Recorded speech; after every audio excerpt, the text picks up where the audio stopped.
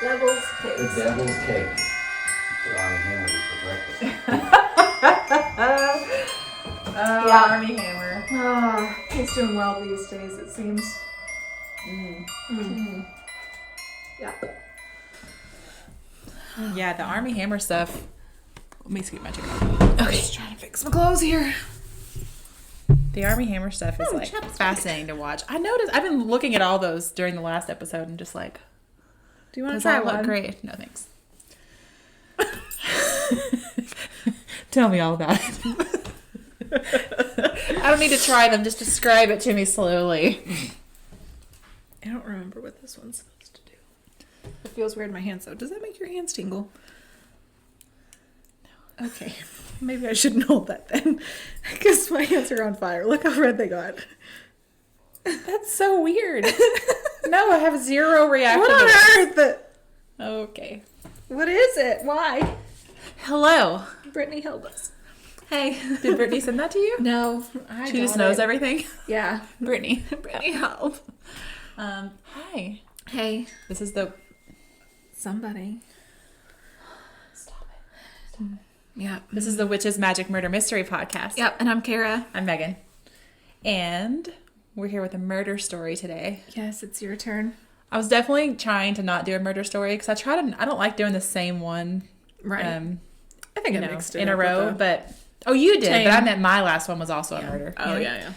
But this is a I have a murder story and then a rant that goes with it. And I think The rants are usually better than the stories. I had this love rant your in my rants. head, which I think is why I chose this story. Is this like a I'm in the shower, like going through all the scenarios rant? This woman on TikTok made me so mad. Oh, God. Is that kombucha? And grape jelly. Why? Jason's here. Jason's. Your sponsors Is this- today. Grape jelly? Oh, it's blackberry. It's blackberry jam. Seedless. Are you going to sell this at the shop? You're welcome. We don't know yet. Thrive kombucha. I don't like it. I don't like kombucha. It Granny is- G is this one. Here, you can just. I feel like definitely gonna have to cut the part where I said I don't like kombucha out because you're. What if they're like one of our top followers? Megan's an asshole. God. Not listening to It's gonna them be in the ever again. YouTube, but it's not gonna be on I'll the. just. This is the quality content you guys get. Anyways, this woman on TikTok. Where'd my phone go? Just kidding. It's up there. So Do you want me to? she made me so mad. Okay, My but hands I'm gonna save that for the rant. I'll tell you all about it. Yeah. Don't tell us now. Okay, but anyway, just stay tuned. And then I think that Hold woman on. Buckle up for the ride.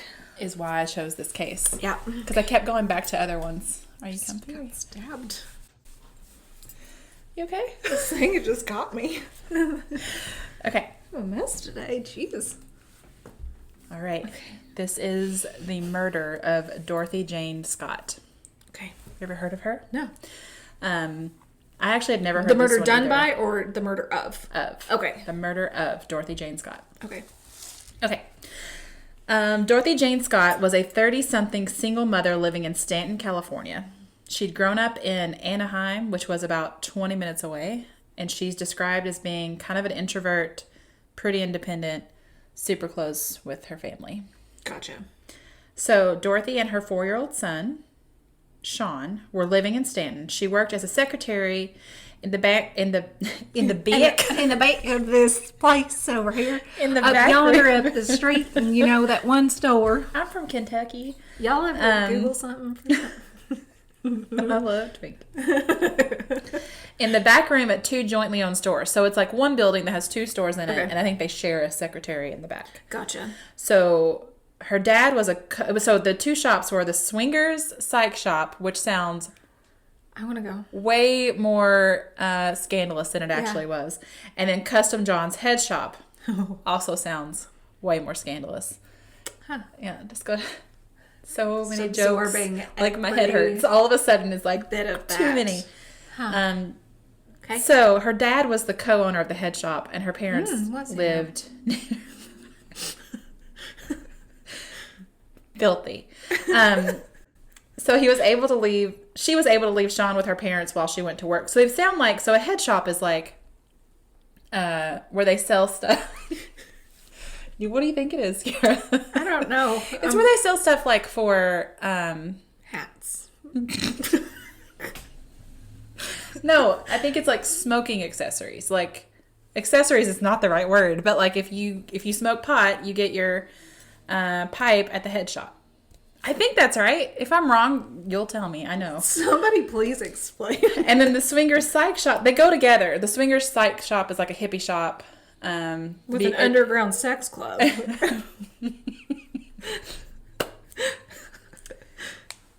Anyway, the whole thing is that Dorothy is like a super normal, super responsible. Okay. So this is not her. These stores do not reflect her as a person. Not there's anything wrong with these stores. I've shopped at both kinds of these stores. Of these stores does not reflect. Kara's making it worse. Okay, it's not bad. Okay. I do wonder why it's called a head shop, though. I'm gonna call my spa that now. I've been You told can't that call your spa a head shop. No, ma'am. I can't. I'm not allowed to call facials here in town because people think weird stuff. So now I got to rename everything, and that just it fits. What would you rename them? I don't know. Fingertip massages on your cranium. No.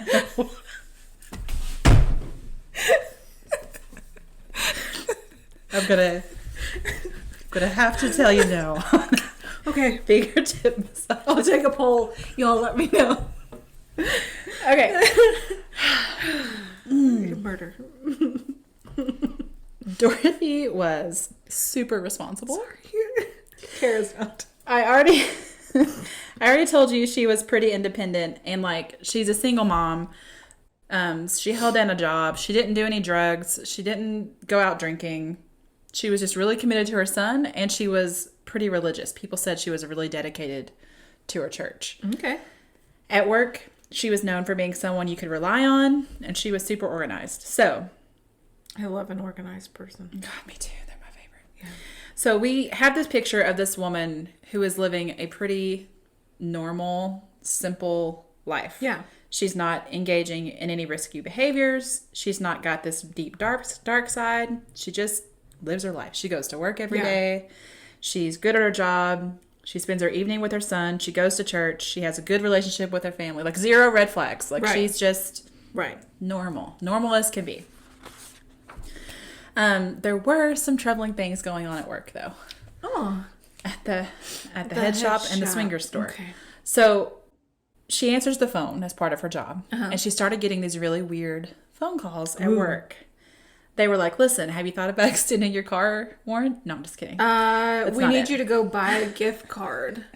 Any will do. I keep getting this call that's like, you are about to be arrested because your social security number is something. And I'm like, that's not true. I love those so much. And I'm like, okay, let me just go run my name real quick. Yeah, I bet that's wrong. I don't think you're right.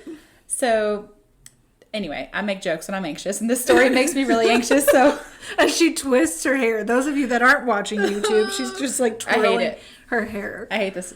Okay, so the calls that Dorothy was getting at work were from a man, and she said that she thought she recognized the voice, but not enough that she could identify them. It's just she's kind of like, I know I've heard this voice before type thing. There was just something familiar about it. He called regularly, and sometimes he would talk about how much he loved her. Oh. And other times he would talk about how much he wanted to kill her.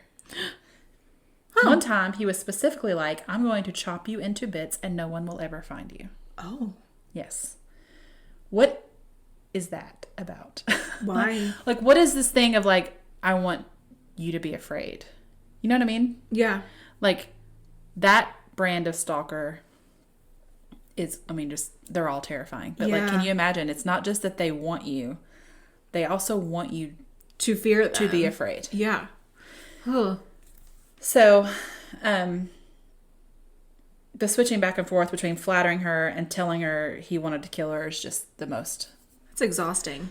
Yeah, it's the most terrifying thing I can think of. Yeah. Besides spiders and sinkholes. Hey, you're gorgeous today, but I also want to stab you in the throat. Chop you into bits. Yeah. And I guess if you're like a much braver person than I am, you could just write this all off like this is just a weirdo making phone calls. And I could, because of who I'm like a stubborn human being. Yeah. If someone was trying to make me afraid, I can see me just being angered by it and being Right. like, I am not going to change any of my behavior. Actually, for this. I'm going to come for you now. Yeah. Like, you're not going to freak me out. Like, whatever. Yeah. I had a big brother. You can't scare me. Yeah. Don't come at me. Listen, But it's not.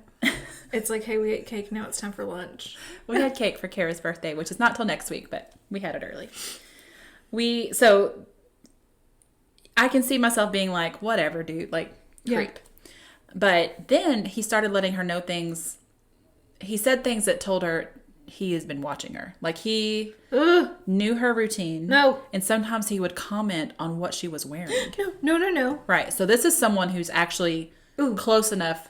And that's when I would lose all, like, bravado and stubbornness and just be like, oh, God. Okay. So one day he called and said to go outside because he had something for her. She went out and there was a single dead rose on the windshield of her car. Dead? Dead. Can you imagine? Like, I can't. No, I don't like it. Have you ever had anybody that, like, I don't know. I'm sure you've dealt with creeps on the internet. But, like, that want you to be afraid. I've had one person who I could tell. I don't know who it was. But I could tell their whole goal was to make me afraid. It was weird. Mostly because they didn't want me to know who they were. And it was just a very strange, and they're sending me these messages, and it was like a fake Instagram account. And I was just like, no. All right. So she started taking karate lessons to feel better and more prepared. And she even thought about getting a gun, but then she was afraid because of Sean in the house, her little 4-year-old. And she just, where she wasn't a gun person, and then she was nervous about it. So on May 28th, 1980, Dorothy dropped Sean off at her parents' house like normal and went to work. There was a staff meeting that night, so her parents knew that she would be a little later picking her son up that day. Okay. So she has work all day, then they have the meeting that night, and at the meeting, this guy, Conrad, suddenly became ill. He had this big red swollen spot on his arm, and apparently it was bad enough that they were like, we need to take him to the hospital. So Dorothy and another coworker, Pam, left the meeting to take the guy to the hospital. And because she is who she is, this responsible person, she stops by her parents' house real quick on the way to the hospital to be like, hey, I'm taking this guy to the doctor. I don't know how long it's going to take. I don't know when I'll be back to get Sean. So Dorothy, Pam, and Conrad get to the UC Irvine Medical Center. And Conrad goes back to be treated by the doctors while Pam and Dorothy stay in the waiting room. Conrad was treated for a spider bite. Oh. A black widow, I think Those is are what they bad. said. And they prescribed some medicine. So then Dorothy was like, okay, you two will get your prescription filled. I'm going to get the car. Yeah. And I'm going to go to the bathroom. I'm going to get the car, and then I'll meet you up front. And Pam said that the whole time that they were in the waiting room waiting for Conrad, they were together the whole time. And she never talked to anybody, nothing. And so they were like, okay, they go this way to get the prescription. She heads towards the bathroom. They never see her again. That's the last time anyone ever saw Dorothy alive. She walked out of the hospital and vanished. So Conrad and Pam pick up the medication and they go to the front of the hospital, and they wait there for like 20 minutes. And then they're like, oh, here comes Dorothy's car. And it's pulling up, and it speeds up as it goes by. And so between the speed and then its headlights shining them in the face, they weren't able to see who was driving. Oh. So at that point, Pam and Conrad are like, what just happened? And they end up staying there at the hospital waiting for Dorothy to come back. And the article I read said they stayed there for hours. Oh, no. And I sort of get that, because I feel like if I saw it happen, because, we are who we are. Yeah. I would be like, well, at the very least, I just saw my friend's car get stolen, Yeah. And then my friend's not here, so. What's happening? Right. But I'm at least going to go to the hospital security, right? But this is the 80s, and there aren't cell phones yet. Oh, yeah. And the whole era of just everybody being available and trackable all the time hasn't started yet.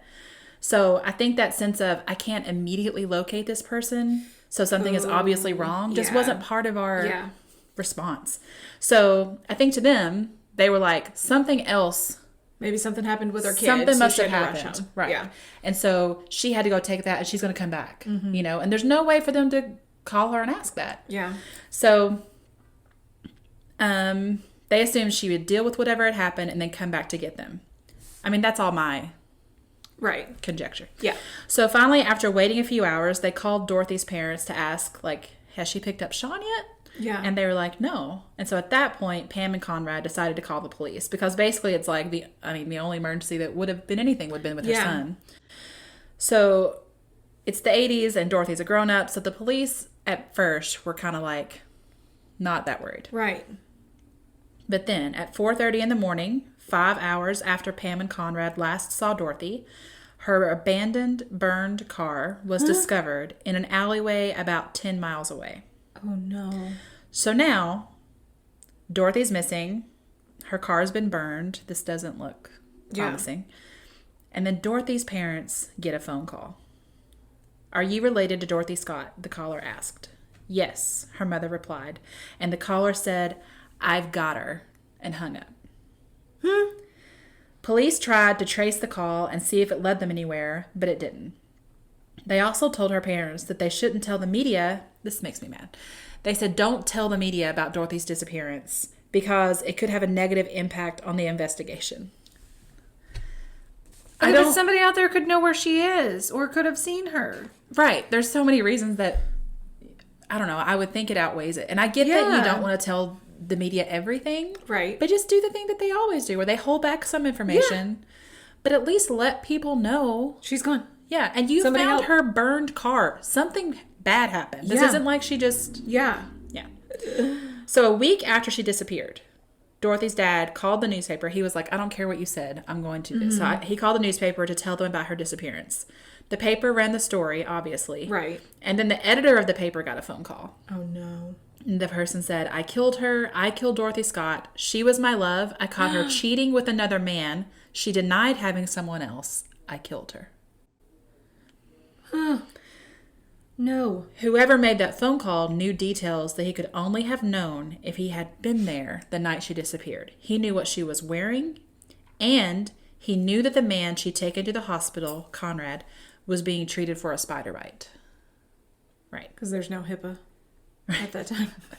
Well, that part is really interesting to me because that means Dorothy had to have told the man that her friend had a spider bite. Yeah. Like, for some reason, she had a conversation with this man about why Conrad was at the hospital. Yeah. So then when you think about what he said, where he's like, I caught her with another man. Right. It There makes was me think, another woman with them. It makes me think he followed her to the hospital and was set off by the fact that Conrad was there. Yeah. And then if he confronted her and she's like, no, this is just from work. He has a spider bite. Also, who are you? Ugh.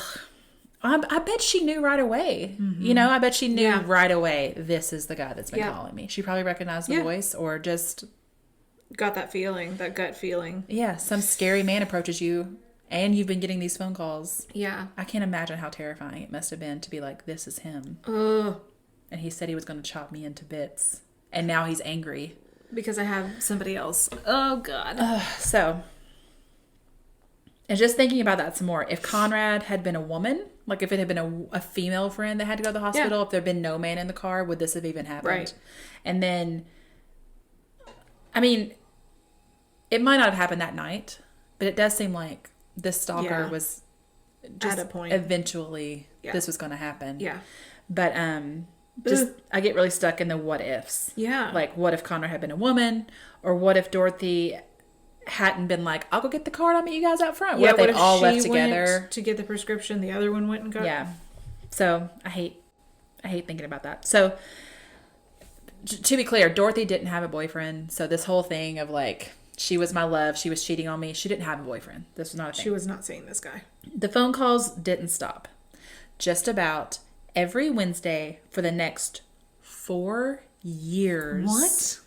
The man would call Dorothy's parents and tell them that he like each week. Every single Wednesday. And he was like, he would either say, I've got Dorothy or I've killed Dorothy. And he would only call when the mom was home alone. Like he knew somehow. Years. This went on for years. Why? He never stayed on the line long enough for the calls to be traced. Then, one evening in April of 1984, the phone rang, and this time Dorothy's dad answered. Oh. And whoever was calling hung up. Uh-oh. And then the guy never called again. So it's like the dad answered. Why do I keep saying dad so weird? That dad. Y'all have any dads that you love so much? The dad. Your dads answer the phones too. But the dad answered.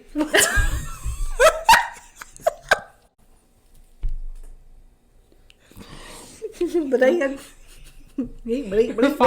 Her father answered the phone. And he was like, okay, I'm done. Which is weird too. Like, oh shoot, I forgot he lived there. I guess. So there's never been an official suspect nor any arrests in the case. They did question the father of her child, Sean's dad, but he was for sure in Missouri at the time of her disappearance. Yeah. And from what I could tell, there's really no reason to suspect him. Like, it's not they had any Right. kind of bad relationship or whatever. Like, we're fairly positive that she was murdered by her stalker. These people slamming doors. And it doesn't seem plausible that this guy in Missouri was her stalker. Like, that doesn't make sense. On August 6th, 1984, 4 years after Dorothy disappeared, a construction worker discovered the skeletal remains of a human and a dog side by side, about 30 feet from the side of the road. In the human set of remains, only the pelvis, skull, 2 thigh bones, and an arm were found. Both the human bones and the dog bones were partly charred, so this led the authorities to believe that the bones had been there for at least 2 years because a bushfire had come through the area in 1982. So they were like, well, if they're burned, then they were probably here at the time of that bushfire. A turquoise ring and watch were also found, which Dorothy's mom recognized as her daughter's. And her mother said the watch had stopped at 12:30 a.m. on May 29th, about an hour after Conrad and Pam last saw Dorothy's car. Oh, no. A little over a week later, dental records confirmed that the remains were Dorothy's, but an autopsy could not determine the cause of death. Oh. We don't know what the connection is to the dog's remains. Yeah. But, like, it's hard to believe that there's not a connection because they Right. were obviously placed there together, Yeah. and it seems like they were put there at the exact same time. Right. So, isn't it crazy to think that a body could just lay there for years? And nobody knows. At least 2 years, maybe 4. Nobody smelled it. Nobody. I don't know how remote the area was, but it was 30 feet from the road. Yeah. And it doesn't mention that it was inside or covered by anything. It's just remains. Yeah. Just out there. So that's... Oh. Do you do the thing when you see like a garbage bag on the side of the road? Oh, all the time there's a body in that. Absolutely. Yeah. Like it's like Every time. if I'm driving through, especially like Bluegrass Parkway, I just stare at the side of the road. Yeah. Oh, yeah. And you're like, dead body? No. And there's Is like, that if there's like moving? a Is that rolled up moving? blanket or something. I'm like, is that moving or are there puppies or a dead body? What are we doing? Mm-hmm. Yeah. Doesn't everyone do Yeah. that? Do you all? After her remains were identified, Dorothy's parents got one more weird phone call. No. They answered the phone, and a man asked, "Is Dorothy home?" Which makes me really angry. So, like I said, police have never named any official suspects. The stalking and the way that he wanted her to be afraid, and then the phone calls after the disappearance, all made me think of the Golden State Killer, Ooh. Joseph James D'Angelo. And we have no DNA evidence whatsoever. But he would mostly call the victims after he'd raped them. I don't know of any instances where he contacted the families of his murder victims. Yeah. It seemed like he just really got off on making the women afraid. Mm-hmm. It just that it's the fear part. So Right. they're similar in that way. And it's the right part of the He country. did have the police The police following skills. He knew how to He knew how to stalk and a get away person. with it. Yeah. And it was the 80s. And it was California. But the way she disappeared, he didn't typically kidnap victims and take them anywhere else. He usually just broke into their Unless he homes. just got so angry, because wasn't he engaged at one point? And he I don't know the tried timeline well enough. He tried to do something to his ex-fiance, and her dad put a stop to that. Yeah. What was her name? Evelyn or something like that? Something, because he would say so and so is going to be Yeah. so mad, or was that his mom? I can't remember. No, I but- think it was the fiance. Yeah. It's just the way she disappeared and where her body was left doesn't really match his typical MO, but also he's just so evil. Yeah. And I keep thinking this stalker of hers who was so intent on terrorizing her and who wanted, like, even terrorizing her family, he didn't have regrets. Yeah. He wanted to, like, keep this pain going. Yeah. And that all just makes me think, whoever it was, I would find it very hard to believe that this was, like, their only murder. Oh, yeah, there's no way. And then they got away with it. Oh. So there's this other guy that comes up a lot if you Google this case. His name is Mike Butler. He was a mechanic who worked across the street from where Dorothy worked. And so the proximity makes it interesting. So he could see what she's wearing and what she's doing. And his sister apparently worked at the shop with Dorothy. Oh. So, right, he would have been able to watch her. If he'd been around, nobody would have thought that was weird. If he, maybe, like, after his sister got home from work, he was like, well, what's happening? Why are you home so early? Oh, you know, Dorothy had to take so-and-so to the hospital. Because Okay, his goodbye. sister news her? You! I'm great at words today. He just done news everything. But because his sister knew her, he would have known then that, like, Conrad wasn't her boyfriend. And, Oh, yeah. But maybe none of that mattered because it's, like, reality and he didn't live there. Yeah. But the thing is, the main thing people say about him is that he's weird. And I'm like, well, we're weird. Yeah. And I'm not murdering anybody. I assume you're not either. No. Yeah. A couple blog posts referred to him as being involved in cult activities, but never went into specifics. And that just sounds like satanic panic type stuff to me. Yeah. I'm not saying it's completely invalid, but it's so vague that I'm like, are we just saying... Are we reaching? Are we Right. grasping right now? Yeah. So the mention of cult behavior and the fact that Dorothy's remains were found along with a dead animal, they try to tie that in. Like, see it, maybe it was animal sacrifice. And it's like, I mean, maybe. But I just hate to think that it's like, well, this girl was murdered and here's the town weirdo, so he probably did it. Like, Right.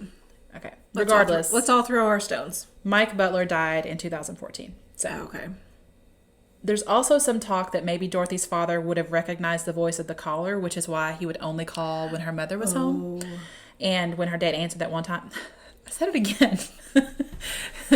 Maybe this is just how I say dad now. Dad.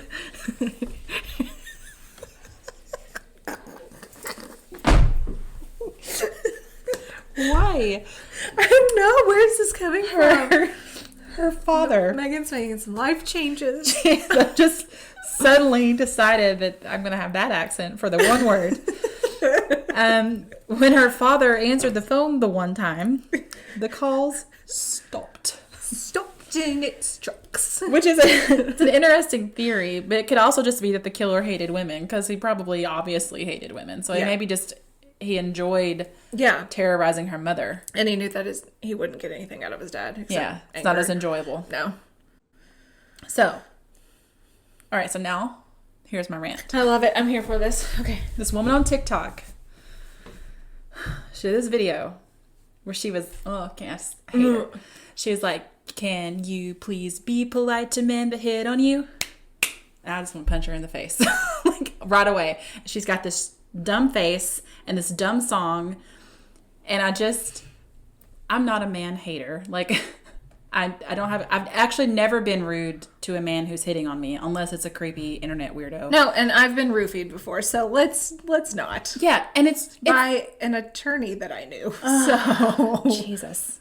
Let's not be nice to men that hit on us. That's not welcomed. It's just like any woman is allowed to react however she wants to. Yeah.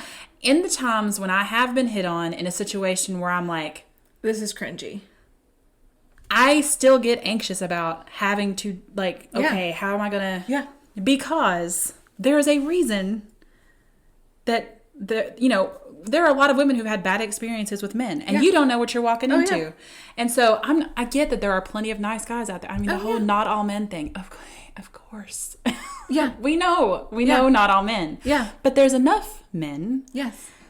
That make it a thing. Uh-huh. There's a reason it's a thing. Oh, yeah. And so to act like every woman, you should just be polite. And what? Like, thankful? No. Grateful? Like, oh, no. He's hitting on. Oh, my God. Thank you for that. Makes me feel so good about myself. No. So, No. It's not like I think every guy could be a potential murderer. No. But I do think that every woman has the right to whatever her reaction is.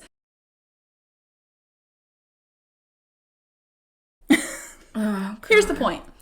I wrote this down. Yeah. We all go into situations with our own history and baggage based on whatever experiences we've been through. Right. Some women only have experience with bad dudes. Right. Some women have really awful experiences with men, and they've never felt safe around men, and you don't know that walking in. Yeah.